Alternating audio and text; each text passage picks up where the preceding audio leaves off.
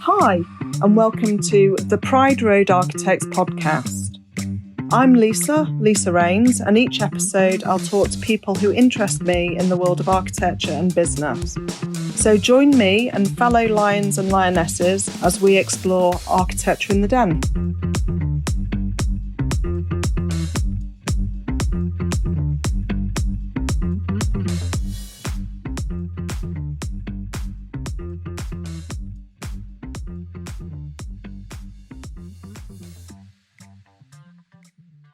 Hi everyone, and welcome to a Pride Road Architects team Zoom. And in our team Zooms, as part of our kind of regular meetings, we host informal CPDs. And today I'm delighted that we've got Solarlux coming to talk to us.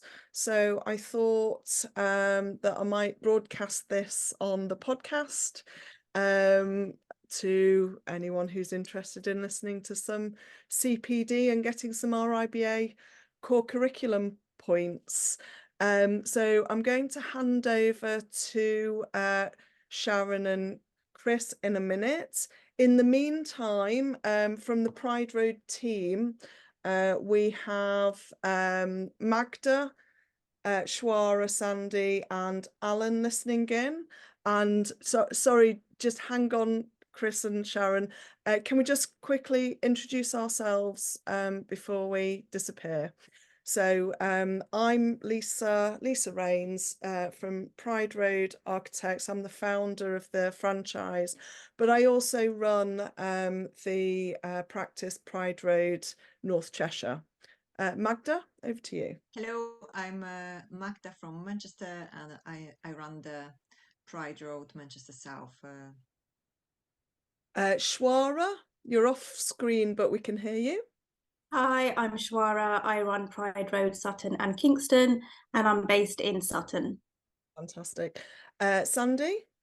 And I'm Sandy, and I'm based in Warwick, and I run Pride Road South Warwickshire. And I know listening in will be Laura Simpkins from Pride Road, New Forest and Bournemouth. And finally, as part of our team, we have Alan. Would you like to introduce yourself? Yes, I'm Alan Varley, technical, all things technical consultant, and I float between franchisees. Fantastic. And hopefully that gives Sharon and Chris a kind of broad introduction to us. So over to you guys. So I'm Sharon, and I'm from Solarlux by Reveal, and I am a partner of Solarlux, who is the manufacturer of these products. Chris is going to give you an overview of CPDs following our meeting, Lisa, at the Home Building and Renovating Show in Harrogate. He will touch on various elements through his presentation, so I'll hand over to Chris Riddle. Thanks, Sharon. Thanks, guys. Thanks for your introduction. Yeah, as Sharon says, my name's Chris. I work for Solarlux UK, which is based in the UK. It's a German organisation. I'll tell you a little bit about it when we put up the CPD. Yeah, without further ado, I shall share my screen and put up the CPD. Okay, so thanks. So yeah, as I said, my name's Chris. I'm Solarlux sales manager for Solarlux Systems UK, and I'm here today with Sharon from Solarlux by Reveal, who are one of our partners, one of our installation and retail partners who operate in the Yorkshire area and beyond, I have to say. So a little bit about the company itself. So Solarlux themselves are 41 years ago in 1983. The idea of a folding glass door was created. So you can see this little beer mat that we have on the screen here. The company was founded on this beer mat. It was founded by two gentlemen, one Herbert Haltreif and his business partner at the time founded the company. And you can see on the top and the bottom, they've drawn what would appear to be like a bifolding door. There was no such thing as a commercially available bifolding door at that point. And so Solarlux are the inventors and are very proud of it, of the bifolding door system. You can see that they've drawn it here.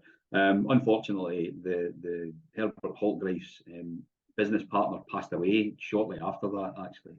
So Herbert was on his own to take the business forward and grew the business, and still is involved. So the business is still a family-owned business, still owned by the Haltgrave family. Herbert has kind of taken a bit of a back seat, and his son now runs the business, and he is the CEO of the business currently. So that's the two gentlemen that you see there. Herbert's on the left-hand side and his son's on the right. So who are Solarlux then? So they're a specialist systems manufacturer focusing on high quality and innovation, providing carefully designed products to meet specific performance criteria. As you'd expect, high-end, high-value German organisation that produces high-value and high-end products. Yeah, a family-owned German company which was founded in 1983, as I said. The CEO is Stefan Haltgrave, who's the chap on the right there. Worldwide, it's 1,000+ employees. So it's went from 2 employees in 1983 to 1,000+ employees today. So it's a very successful German-owned company. It's still in family ownership. The turnover in 2023 was 150 million euros. So again, went from 0 to 150 million over the past 40 years, should I say. The production is solely within the company's manufacturing facility in Mela, and that's an important statement and something to ponder over. The products themselves are actually manufactured all in Germany. There's nothing touched in the UK or anywhere else for that matter. We are an international company, as it says there, and we supply to over 60 countries throughout the globe. Many of those countries do some good business, a lot of business with us, but the products are manufactured within the facility in Germany, and then they're shipped out. So you're getting what they call finished goods, which is quite different from fabricated goods, which many of the products in the UK are. And we have a UK dedicated sales, service and support office in Wellbeing City, where we employ a number of people to look after various things like warranty, sales, service just general customer help, partner help, finance, and we have we also down below that we also have a showroom where we have the products, which if you have any clients, they're more than welcome to visit that. I would just say probably, let us know and book that in with us, and we can make sure that they're given the proper experience. So that is as an image of the factory. Back in probably 2017, we designed and built this factory. We had 3 factories before that, and it was becoming quite difficult to move materials between each factory to manufacture the product. So they decided to build a purpose-built factory, which you can see here, covering 14 hectares. So it's a mighty business. It's a mighty huge area. The chaps that work in the factory have got little bikes to get around on because it's so big. But you can see there in the kind of top right of the picture is like that's the office space and the showroom space, and then beyond that, behind that, and down to the left is the actual factory itself. So it's a big concern. Where is it based? It's based here. It's based in a place called Mela near Osnabrück in northwestern Germany. So just maybe about an hour an hour east of the Dutch border. So in the northern part of Germany. So a lot of industry happens there. There's a lot of kitchen business, a lot of agricultural business is in that area. So it is one of the more industrial areas within Germany. It's in, as I said before, worldwide in more than 60 countries, and you can see that here. So we're covering the globe and growing every year, and taking on more of that business and supplying our products to more countries in the globe. So what do we do in terms of product? We do vertical elements, which we would call bifolding door systems and sliding door systems. We do roof systems, which is what I'm going to cover today, which is glass houses and Wintergardens, and I'll go into that in a little bit more detail. And then we also talk about the balcony systems. Balcony systems are vertical glass systems, which I suppose they're closing the title in the balcony. They are either non-thermally broken or thermally broken systems.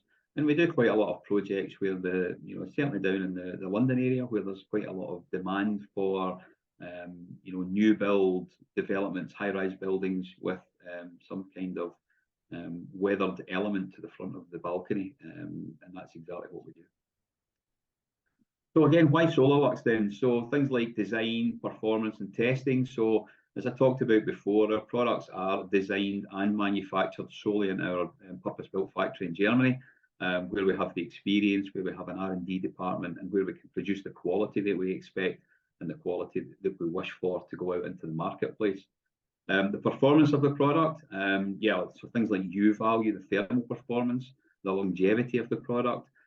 These are key areas that we design our products for. As you'll all know, the thermal calculation and thermal regulations, if you want to call it that, are getting much tighter in the UK and across the globe due to the way that the world is moving.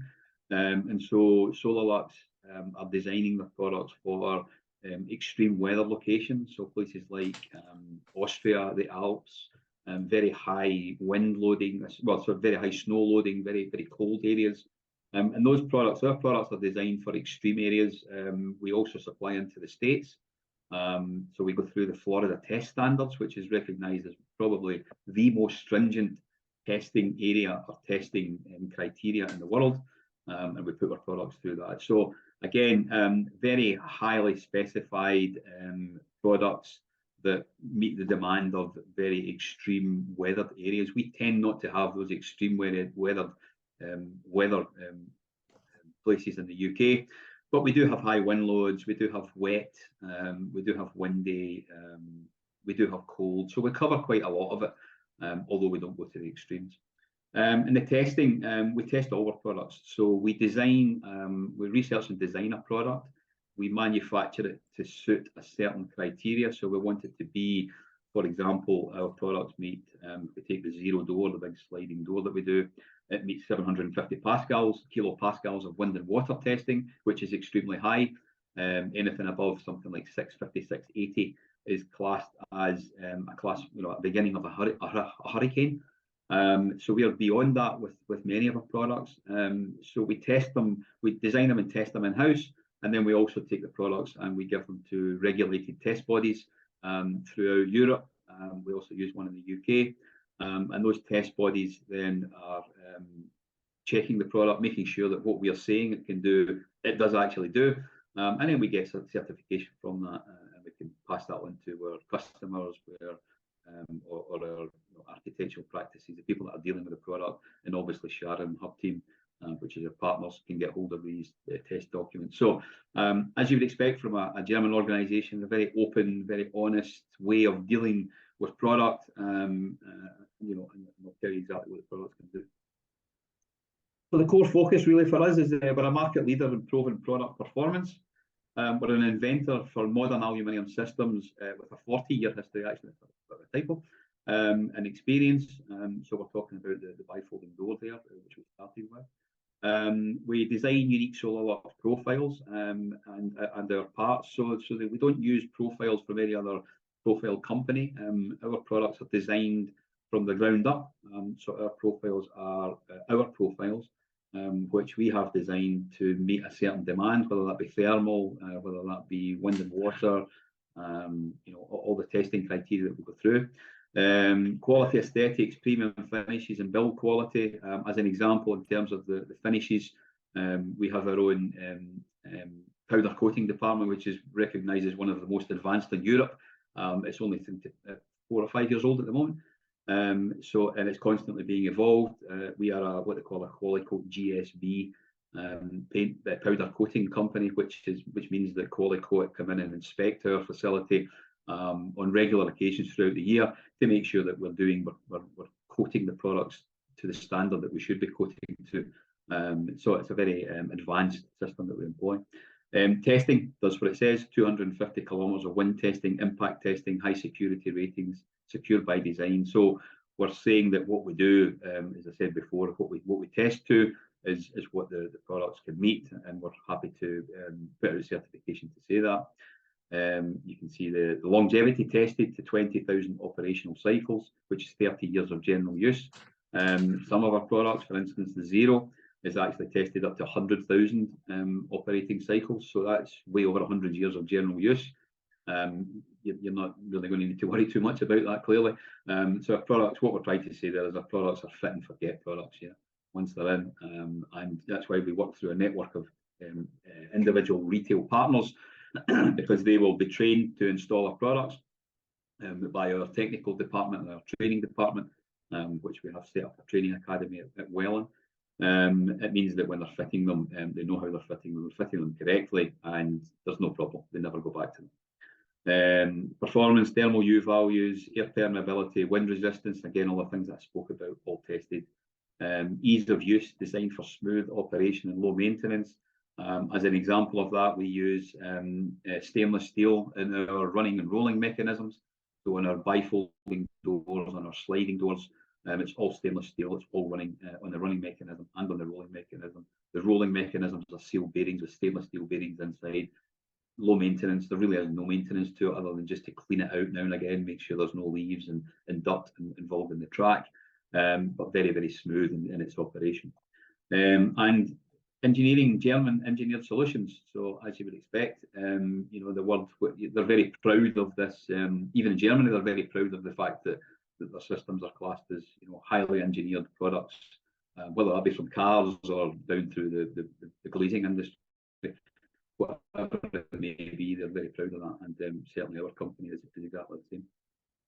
So we can put our products pretty much everywhere.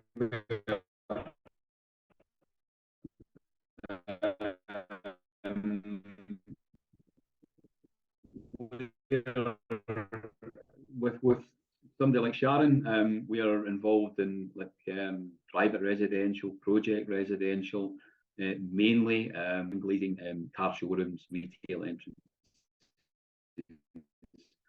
all these various things. And we talk about Wintergardens glazing, which is what we're going to talk about today, which is the structured type product. So it is a non-thermally broken space.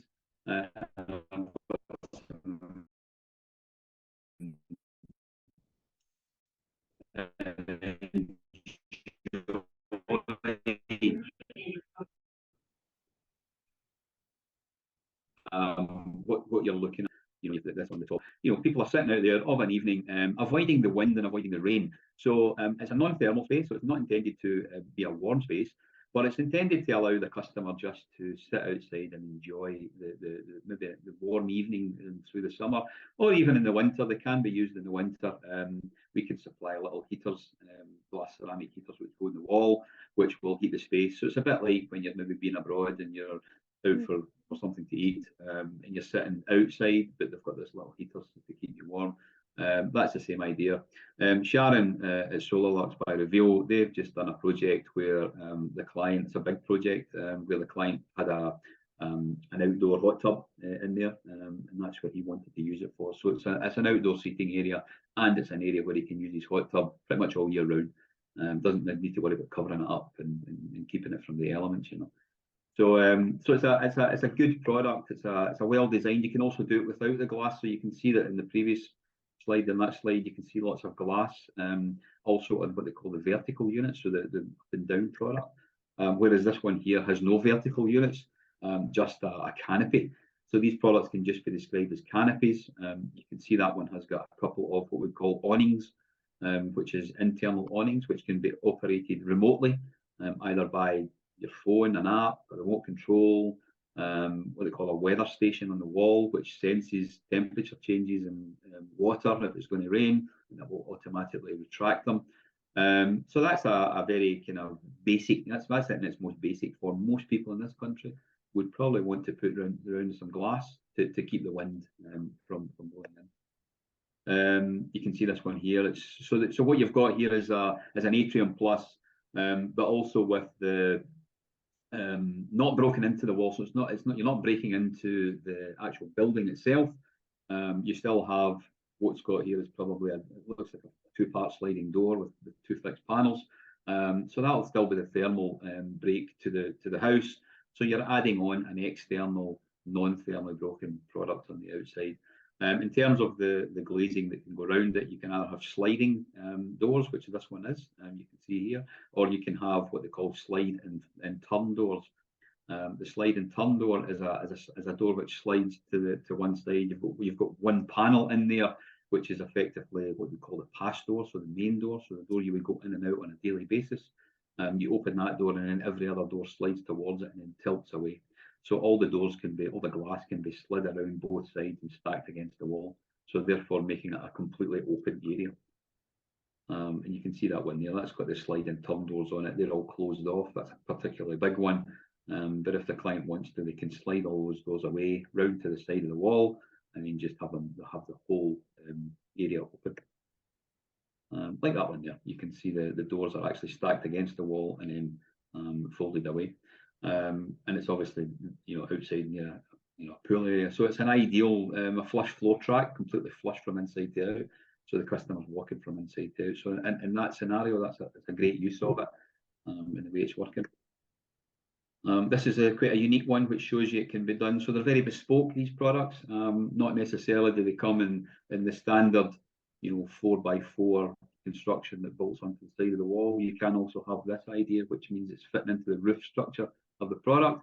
There's a bit more work involved in that, technical work involved in that, and hence why people like Sharon and our team are trained to, you know, work around the design of that. We're also able to support them there with our we're a technical department, and we have also the technicians in our head office in Germany. So there's quite a bit of support involved from the back end of that as well. This particular one is shown in a cafe. So Leosteria is I think it's a German cafe chain, and you can see there that obviously it's ideally placed for, you know, outdoor seating areas. So in terms of a kind of commercial pub restaurant environment, it's a great product that can be put on the outside, which gives the owner of the cafe another 20-30 tables to sit at. So, you know, that's giving them, you know, talking about covers, table covers, and then obviously talking about, you know, how much money they can make from that. So it's a payback over a period of time for that type of project. That's another one where they've put on, they can also do a bifolding door, a framed bifolding door on these products. So if the customer wants to have more of a ceiling capability, they can have a little frame on there. Obviously that means the doors can go higher because there's frame around the glass. So on this, go back a bit, on this product here, you can see that it's completely frameless. So the actual slide and turn doors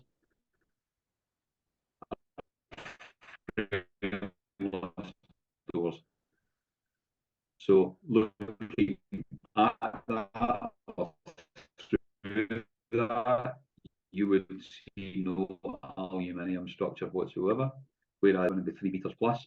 So to get to that height, you probably need some structure around there. Hospitality there looks more like a restaurant this time. Again, a very deep unit, lots of space in there. Got some nice lighting, so we can employ some lighting on the inside of the product. We can also put the awning, as you can see here, on the inside or the outside. There's quite a few configurations that can be had on that as well. So that's the glass house structures. Now I've moved on to the actual Wintergarden structure. So the Wintergarden structure is a thermally broken roof system. So as I talked about the glass house being a non-thermally broken system, so single glazing, 8mm, 10mm, 12mm and beyond if required. This one is a thermally broken roof system. So double glazing, triple glazing, big units. You can see this particular one is on a residential property. This is in the UK. This is a huge Wintergarden that somebody put on the side of the product. I suggest maybe they've got a pool in here. So other things to consider there would be not just the structure, but the specification of the structure. So things like pre-anodization would be a factor in here. When you are supplying products into chemical environments such as this, a pool area, or a very coastal application, you've got the marine environment, and the marine environment is always very harsh when it comes to aluminium and timber.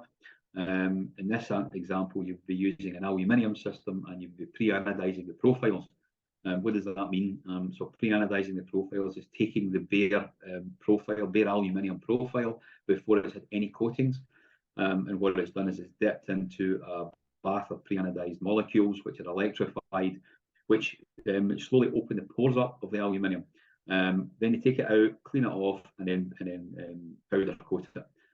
What that means is that the powder coating actually absorbs into the aluminium, so it goes into the pores of the aluminium and actually makes it a much stronger and a much more resistant finish to the chemical environment that the product's being subjected to.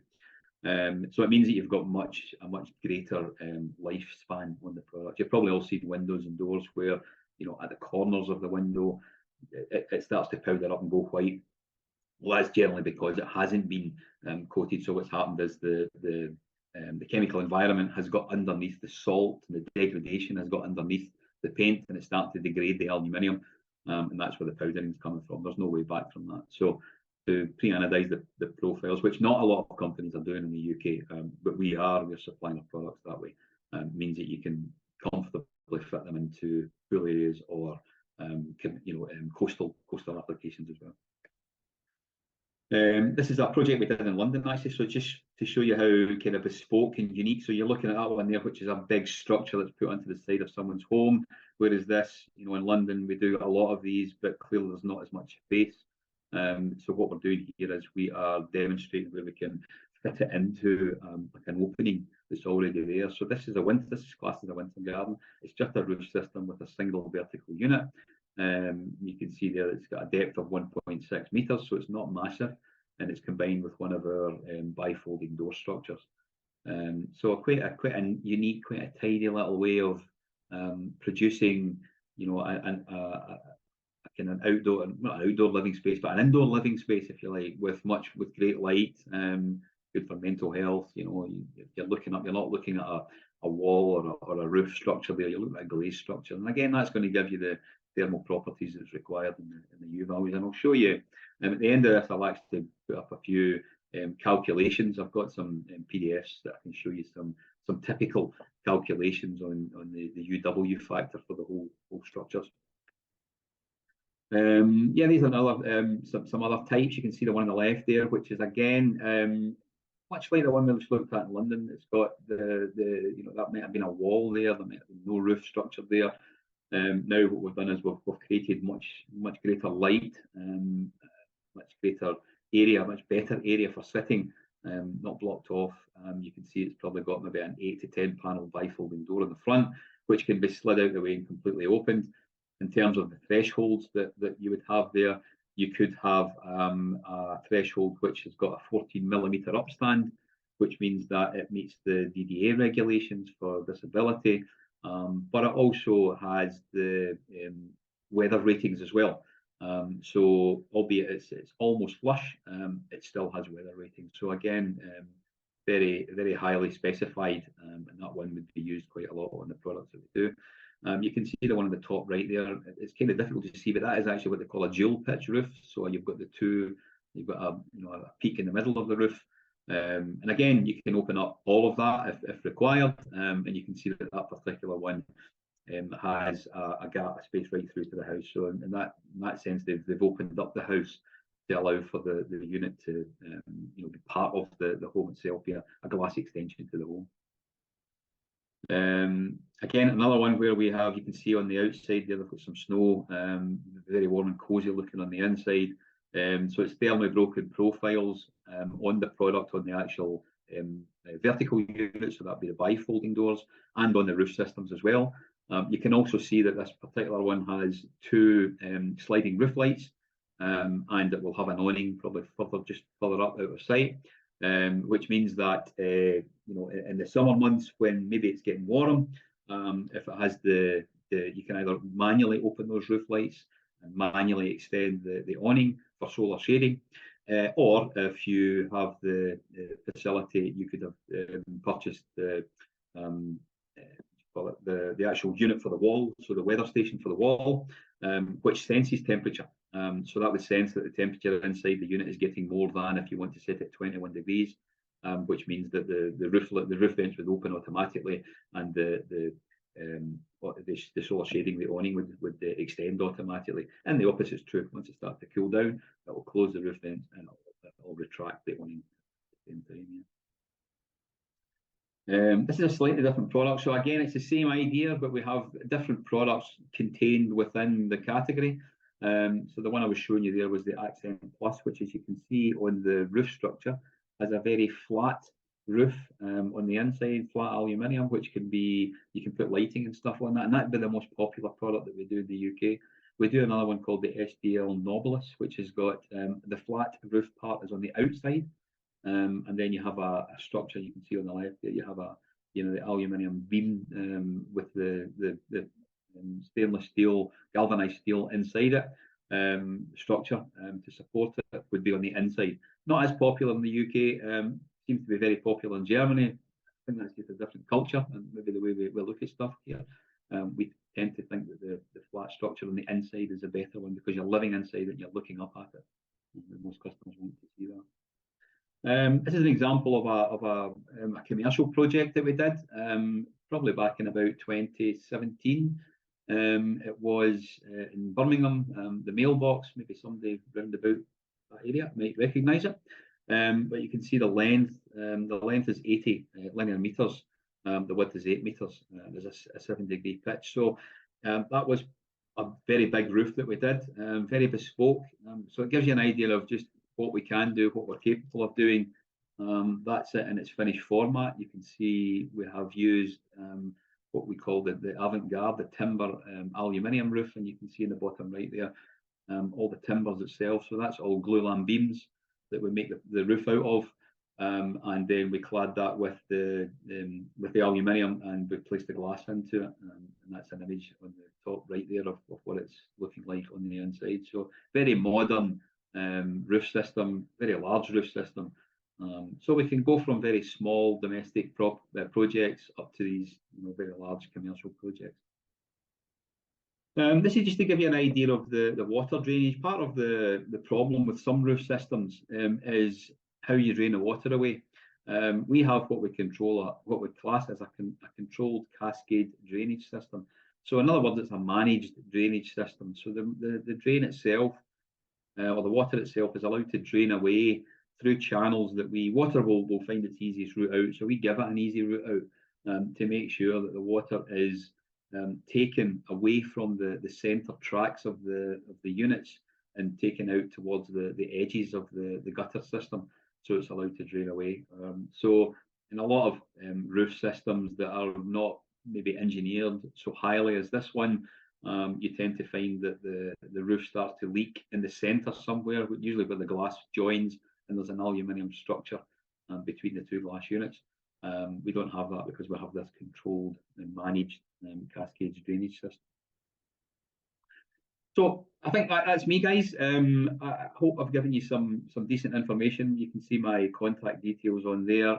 Obviously, you've got Sharon's contact details. Either one of us is able to help you and you know, give you any information, any further information that you require. But what I'll do is I'll unshare that and I'll take questions. If that's okay.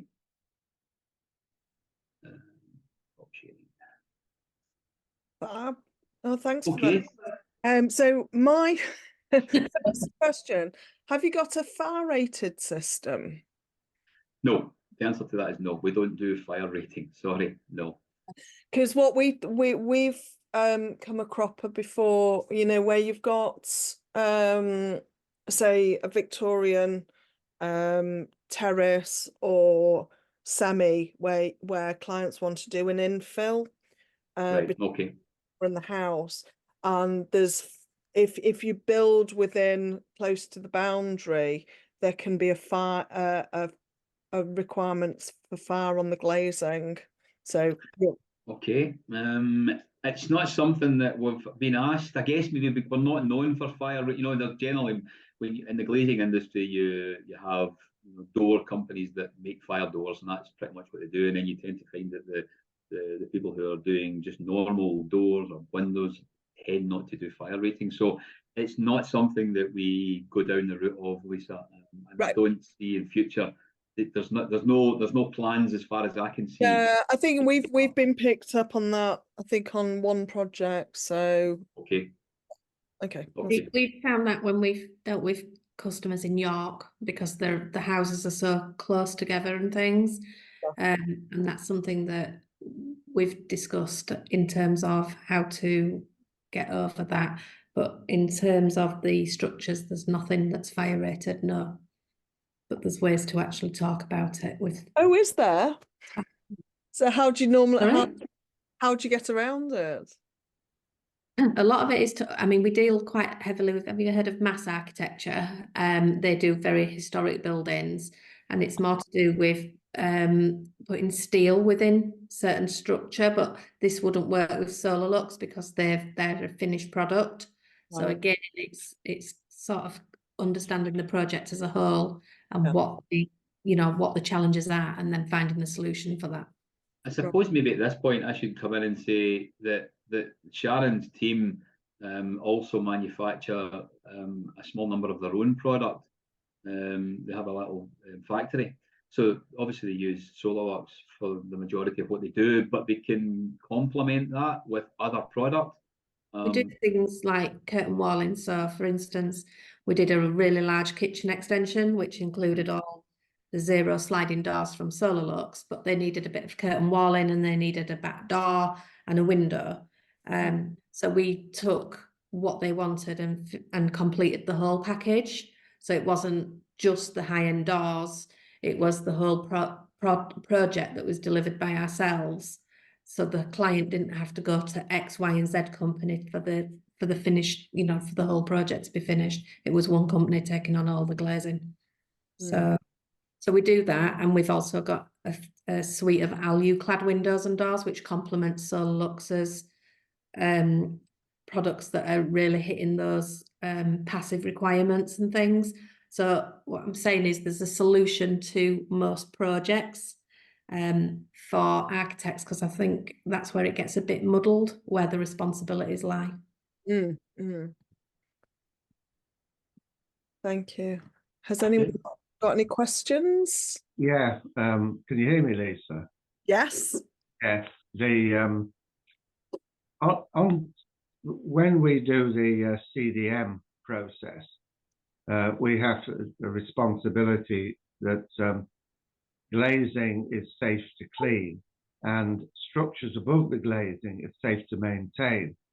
And is there an access system? You know, there was one particular slide which showed it was a glass house built onto the side of a house, and above the house there was a gutter line and a roof, and it was how you maintain the building above the glass house, which is of importance to us. And how can you safely put scaffolding on the glass house to use it as a platform to do work above it? That kind of thing. Yeah, so the glass house itself, so you can actually walk on the glazing. They do that. They don't recommend it, but you can actually walk on the glazing. The actual unit itself is structural. So if you take the actual aluminium spars, so say you've got 800mm spacing between the roof rafters, you can actually move on the roof rafters. I wouldn't suggest that you can put scaffolding on it.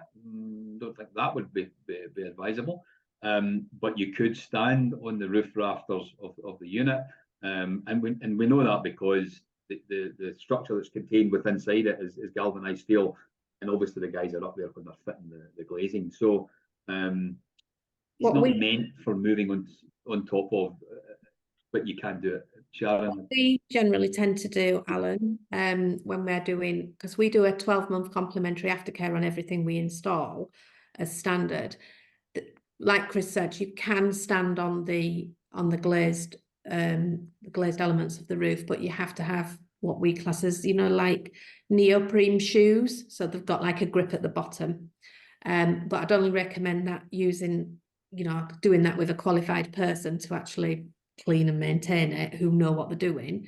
The other thing that has happened in the past is the sliding roof windows, Chris, get disconnected, and you can get access out through the sliding glass roof and then maintain any elements.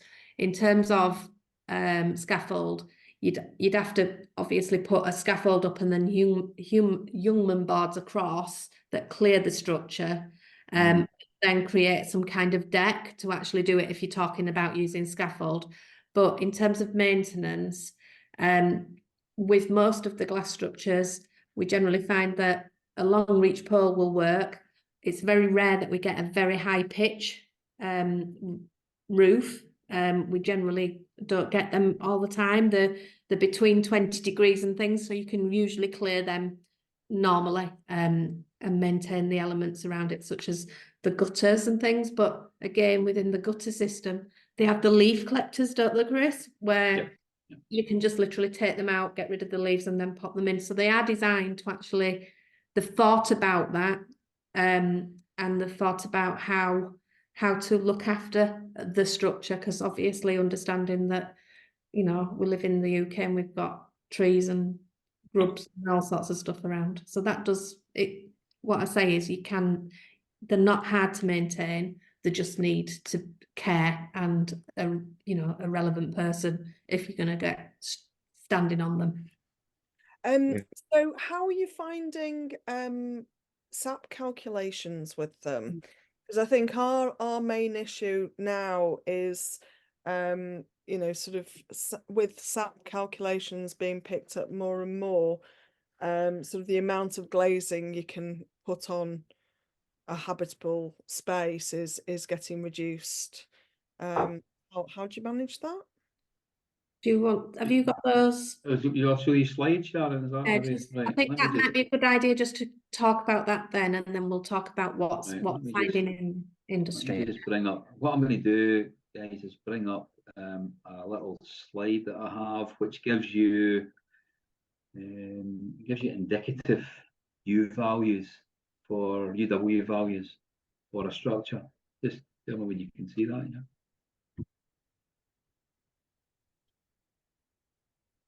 Can you zoom it up a bit, Chris? Sorry, hang on. How do I do that now? I wonder, maybe I can do it via edit, view, full screen. Yeah. Does that help? Yeah, that's it. Not quite nice. Do you want to talk about that, Sharon, or do you want me to talk about it? You can do it. Okay. So what we have here is a typical thermal calculation for a 4 meter by 3 meter structure. Now this is just an example, but it's a typical U value that you would be looking at. So we're talking about an accent plus roof, which is what we've spoken about before, which is the structure, the structure which is flat on the inside, and it has the structural galvanized steel on the outside, which is encased obviously in aluminium. We're talking about roof glazing, which is 8mm LSG, so laminated glass, 6mm TSG and 6mm TSG, so a triple glazed unit on the roof, which would have a UG of 0.7, which is the U value of the glazing. Can you just talk through that again? So the roof is what? So the accent plus roof. So that's also I showed you a couple of roofs. I showed you the accent plus roof, and I showed you the knobless roof. So those two roofs, Lisa, are both. Really, the only difference between them is the aesthetics of the roof. The actual structure, the way it's designed, what it's capable of doing is very similar. Yeah, so it's really just it's the spec of the glass. Yeah, like so what we've got here is so we've got a triple glazed 8mm laminated safety glass on the outside. We have then in the centre we have a 6mm toughened safety glass. And then on the inside, we have another 6mm toughened safety glass unit. So that's a triple glazed unit with what's the overall thickness of that? So that's going to be, let me just work that out for you. I don't know what the space is. You could probably, what did you say there, Mel? Well, 28, 6 and 6. But what about the spaces in between? It hasn't got that in there, to be fair. And what do you fill it with? 20, so you're probably going to be 44mm, maybe something like that. 44mm. And what's it filled with? So that would be argon gas, but you can, if you want, fill it with what they call krypton gas. So we can do both. Now, what I would say at this point is krypton gas at this particular time is quite difficult to get, because apparently most of it comes from Ukraine, and it seems to be very difficult to get. So what we are doing in some instances at the moment, certainly on the vertical units, is we are creating a similar UG value from a product using argon gas, but what we're having to do is make the spacers deeper. So instead of having maybe a 44mm unit, or in a door it might have to be 50mm to get down to the UG. Generally, when you put krypton in a glazing unit, you're down at 0.5, 0.5 for the UG. So you're well down at that point. This particular one is 0.7, so this would be argon. Coatings on it at this point? Sorry, say that again. Putting any coatings on it at this point? Yeah, there would be, so there would be a low E coating on the glazing itself. So low emissivity on the glass, which would be standard. You can have things like SKN rated glazing, which is the solar control glass, which generally gives you a better what they call a G, we're getting really detailed, but a better G value, which is just the solar gain from the glazing.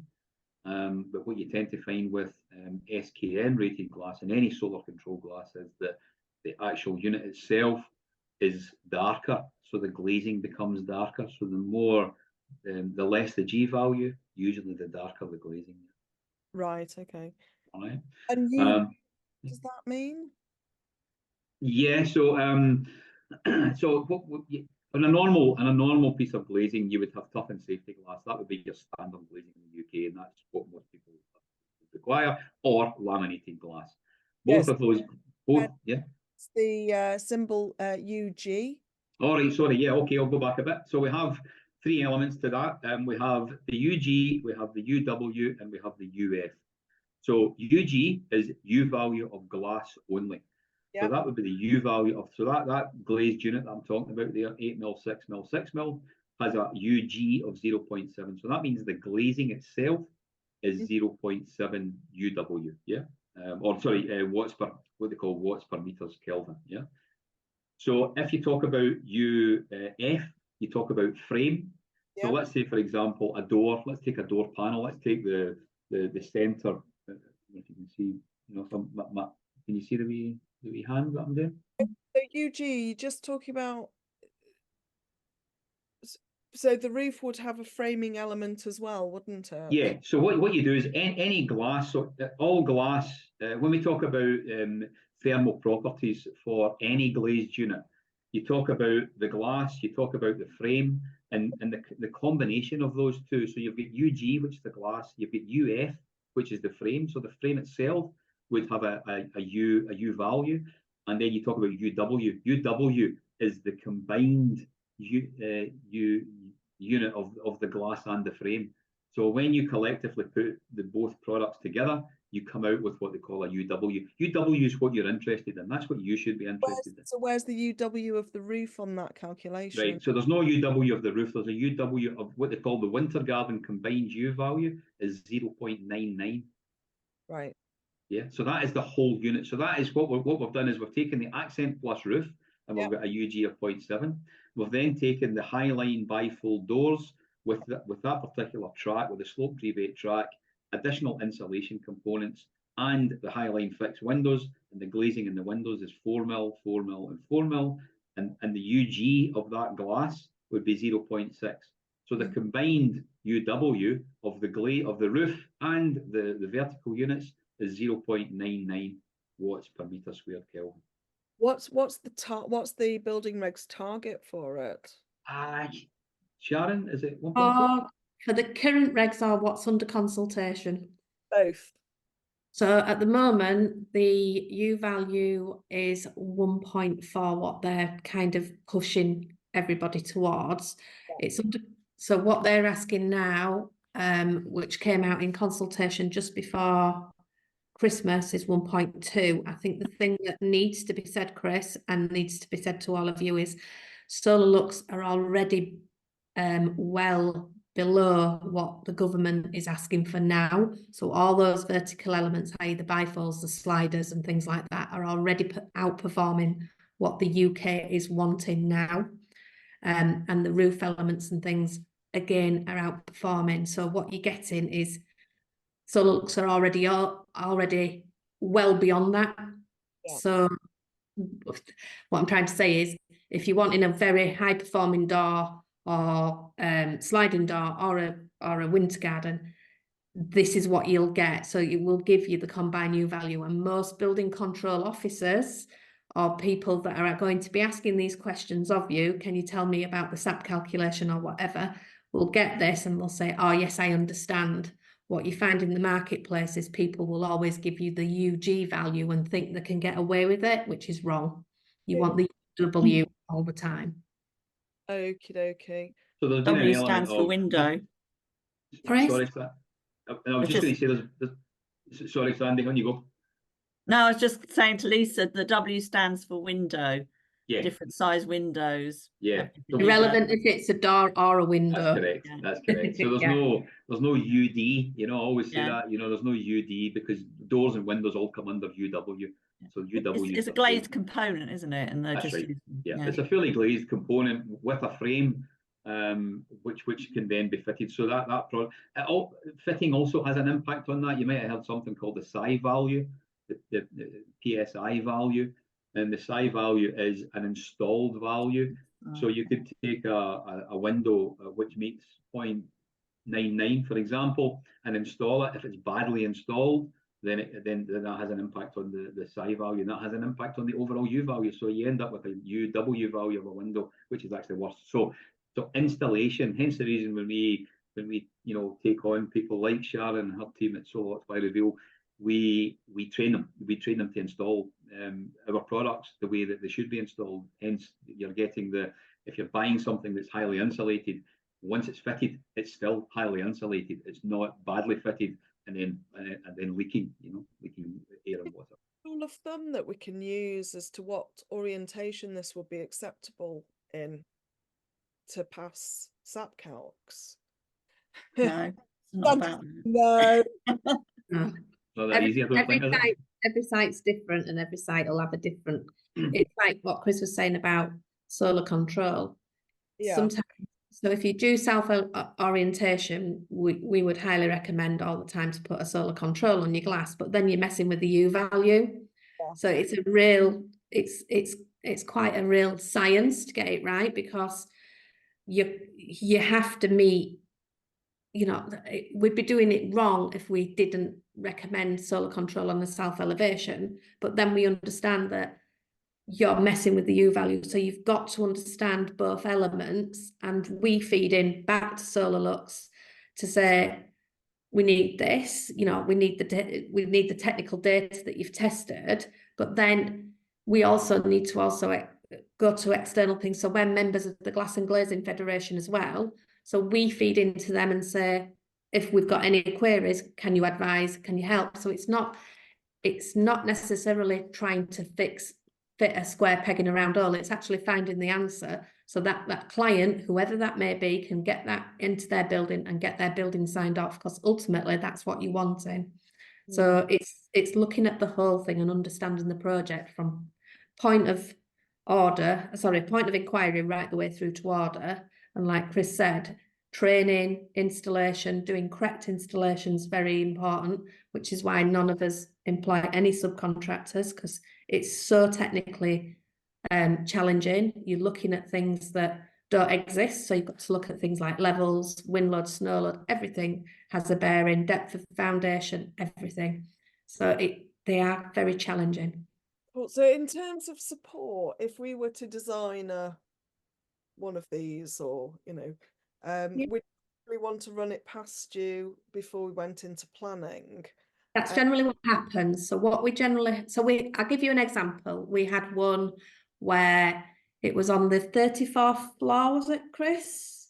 Yep. 34th floor on a high-rise building, coming out of some doors for an open green space. And the wind load was ridiculous. It was like 2,600 pascals. So we sent that through to Germany. We were asked by the architect, can it happen? Can it be done? We got the answer no. So we went back and said no, didn't we? Because if we couldn't do it, nobody could do it. Yeah, it was the twist you've got the Yeah, twist so- in the unit, you know. I'm just So- in terms of timescale. If we've got a project that, you know, we kind of want, we're thinking of designing something, how quickly can we get, say, a quote? Would you be able to do a ballpark quote? Can give you what we can do, or what we find is we have clients that want these and are aspirational, and you have to have the conversation about budget. You cannot not have a conversation about budget, because you can blow the budget by thousands. So that's the first point. What are they wanting? What they wanting to achieve, and have they got at least a healthy budget to actually do this? A healthy budget, what for the what you've just shown us, what sort of budget would you have in mind? We generally, would you say, Chris, between 45,000 is a good kind of, with sliding door in it, and 4 by 3. Well, what size was the one you just did, Sharon? 4 by 3. Is it 4 by 3? Right. Okay. Right. But I was going to put an awning and sliding windows in it and things like that, sliding roof windows. So what in its base format, what would you say? I'd probably say about 45. I think you'd be quite a But reasonable. that wouldn't include openings or floors or Wouldn't include the foundation, it wouldn't include the floor covering, and it wouldn't include the floor build-up, underfloor heating, things like that. So It's the supply and the install of the Yeah. product, yeah. yeah, so that, I'd say that's where most of the ballpark figure would come from. But if you're going into a restaurant and wrapping it round, like we've seen, some people want to wrap round, you could be 150,000. But then likewise, if you wanted to do a small one, you know, we've got people who just wanted to put a porch, an entrance porch, and open their kitchen into that area, you could be about 15 to 20. So that it all depends on the size and the spec. So you can spec them up as much as you want, or you can spec them down. I mean, our main bread and butter is kind of house extensions. So and where, you know, I think we'd certainly be looking at the Wintergarden type thing rather than the glass house. So it's used as the living space. So in terms of spec, they've just got to meet building regs. But just meeting building regs is quite a tall order. The thing what we say is it's a customer journey. So if you've got a client who's saying they're interested, we've got our showroom that's in Pudsey in Leeds. If so, we have a Wintergarden on display. You're more than welcome to come and have a look at it. If you get the client actually within it and touching and feeling and then visualizing what they're looking at, from that point forward, you can then take them on that journey in terms of how are they going to use the space? Where's the kitchen table if it's a kitchen extension? Where's the couch? Where's the telly going to be? How is it going to flow? What's the garden like? Has it got steps down? Has it got a patio? All those things come to fruition. And then you're actually bringing their ideas to life. So again, it's about coming back to your question about if you've got a client who wants one of these, is it a conversation with, you know, initially with us? We can have that conversation, give you a ballpark figure based on the size that you're thinking. And then you can have that conversation with the client and get client to visit the Wintergarden. And then that's on the journey. Amazing. I'm going to start wrapping this up. Magda, Sandy, Shwara, Alan, have you got any final questions? No, that last one answered it. You've covered my points, actually. With the SAPs calculations, what do you provide information for us to then talk to give to a SAPs calculating person, or do you do that? Can you do that in-house?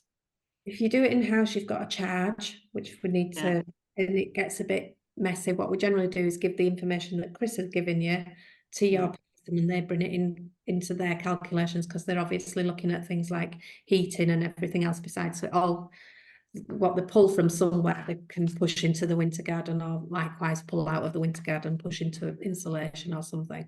Yeah, we break it down. I can see our clients may be using that, what you showed us, the doors with sort of small small area of of roof section. roof Yeah. as So well. we break that down for you. So we give you the UW value, we give you the UG value and the UW value of the doors that you're proposing, and the same on the roof. We can give you the same. So collectively, what somebody is doing a SAP calculation looking for is not the collective probably number. It's looking for the individual components that go along with that, and that's what we can give you. So And can I ask you about, with that example, are we still going with below the doors full foundations as you would with a normal weight of building? Yeah, you'd have a foundation.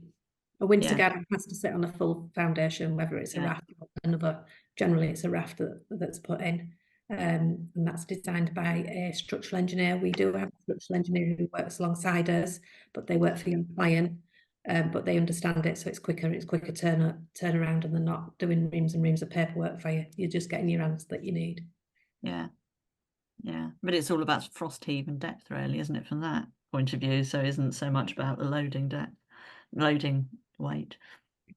You will be able to give the costs from the drafts, like we have design workshop session with the clients, and I, for instance, draw some awning, so just a glass roof support with no kind of vertical panels.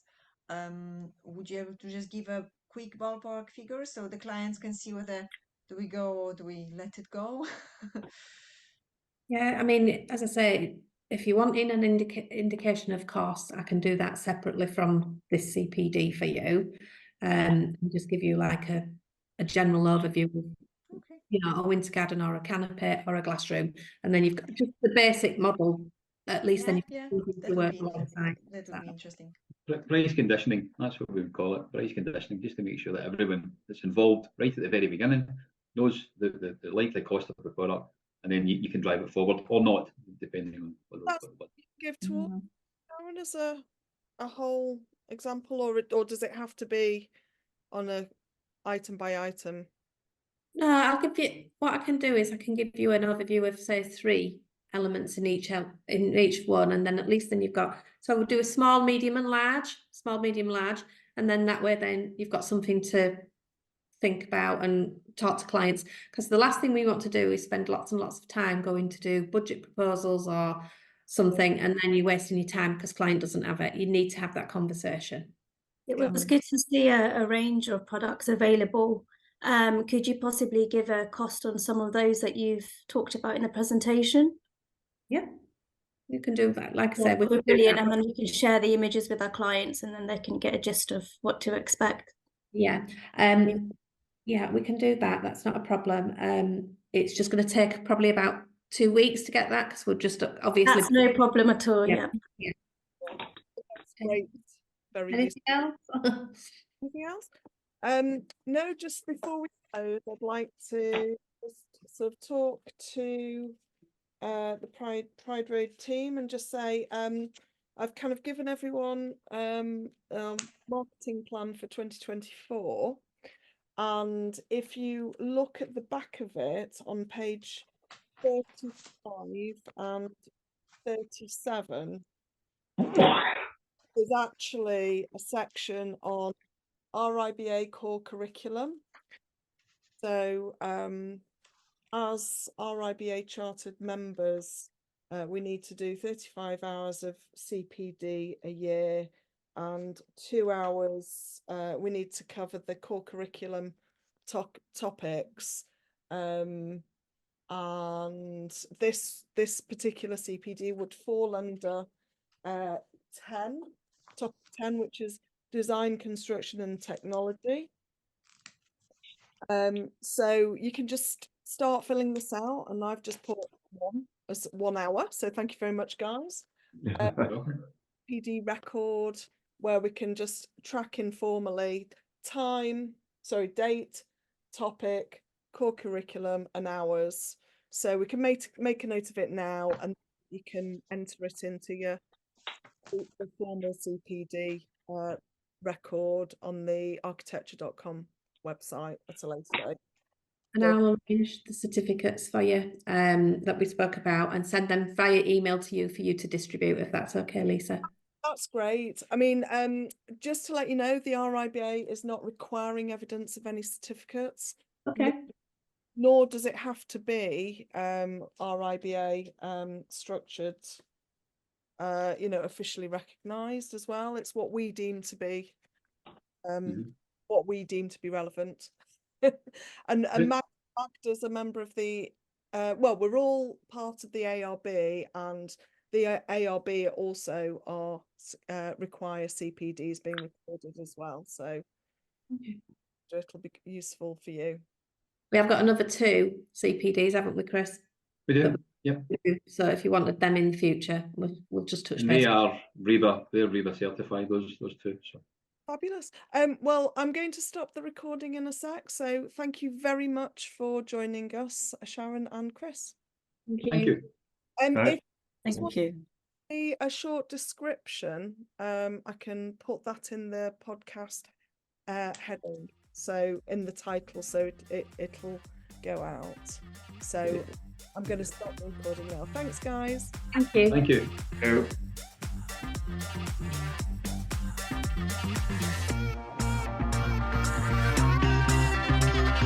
Thank you for joining me, Lisa Rains, for Architecture in the Den. If you want to find out about franchising, check out our website, prideraidfranchise.co.uk.